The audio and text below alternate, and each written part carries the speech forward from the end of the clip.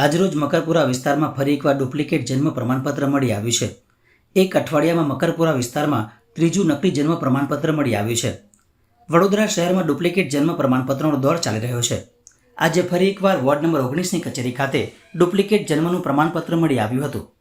અવારનવાર આવા ડુપ્લિકેટ જન્મના પ્રમાણપત્રો સાયબર કેફેવાળા કરી આપતા હોય છે, તો શું સાયબર કેફેની ઓથોરિટી હોય છે ખરી?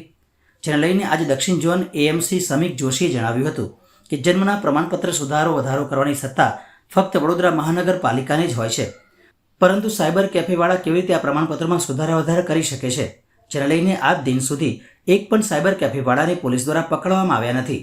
જેને લઈને આજે સમીક જોશી દક્ષિણ ઝોન એએમસીએ પોલીસ સામે આક્ષેપ કર્યા હતા। આ ટોટલ 7મું અત્યાર સુધીમાં પકડાયો છે જન્મનો દાખલો ખોટો। એ ખૂબ જ ચિંતાનો વિષય હવે થઈ ગયો છે અને વોર્ડ નંબર 19માંથી આ ત્રીજો છે।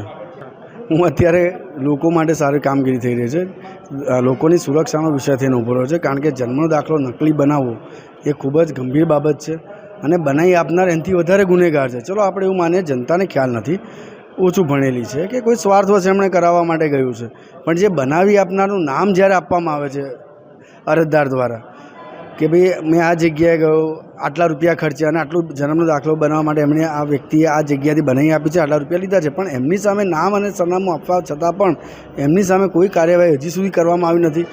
એ જોઈને વધારે ચિંતા હવે અમને અમારા માટે થઈ રહી છે। સાયબર કેફેને ઓથોરિટી હોય છે ખરી સુધારા ના, કોઈ જન્મના દાખલાના સુધારા વધારા કરવાની ક્યાંથી ઓથોરિટી મળી છે? કોઈ નથી મળી।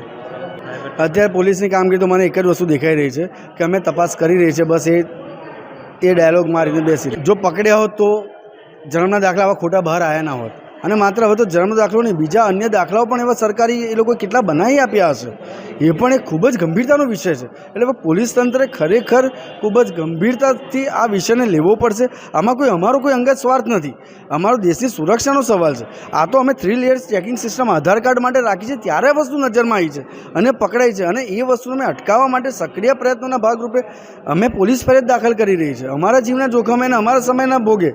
પરંતુ તેમ છતાં પણ જો પોલીસ તંત્ર એમના ફરજના ભાગરૂપે જે આવે છે એ પણ જો ના નિભાવી શકતી હોય તો એ ખરેખર ફરજના ભાગરૂપે અમે જે કામગીરી કરીએ છીએ એ કરીએ કે ના કરીએ એવો સવાલ અમારી પર ઊભો કરવામાં આવી રહ્યો છે, તો અમે કરતા જ રહીશું, કારણ કે અમે કામ કરવાથી અટકીશું નહીં અને અમે કામ કરીશું જ।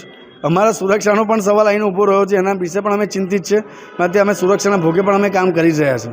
सर प्रमाण पत्र निकलवाया नहीं, ये जो नाम चेंज करवाना था हमको, तो नाम चेंज करवाया हूँ। कहाँ पर करवाया? ये पवन धाम से एक दुकान है, आरबी देवाड़े नाम है उनका, रंजीत देवाड़े, उन पवन धाम मकरपुरा नियर वाइज बैकुंठ धाम सोसाइटी, ठीक ना। तो वहाँ से मैं ये नाम चेंज करवाया था, तो नाम चेंज करके हमको दिए। अभी कॉरपोरेशन में आया बच्चे 19 नंबर वार्ड में आधार कार्ड बनवाने के लिए, तो यहाँ पे मालूम पड़ा कि ये फर्जी है। तो साहब बोले कि ये फर्जी है, तो पुलिस स्टेशन में कॉल किए और आज मैं पुलिस स्टेशन में आके खड़ा हूँ उनके माध्यम से, कि मतलब कि हमको फर्जी बना के दिए, तो उनके वजह से मैं आज पुलिस स्टेशन में आके खड़ा हूँ। अब इसमें सर हम कैसे बता सकते हैं? हमको पता होता है कि नहीं ये फर्जी है तो मैं तो गया ही नहीं होता, बनवाया ही नहीं होता। अब इसमें किसका हाथ है, क्या है, क्यों लोग कर रहे हैं ऐसा, पैसे कमाने के लिए कर रहे हैं कि लोगों को झलने के लिए कर रहे हैं कि क्या कर रहे हैं, इसमें हम कैसे बता सकते हैं? करवाया था ये 5-6 महीने पहले की बात है।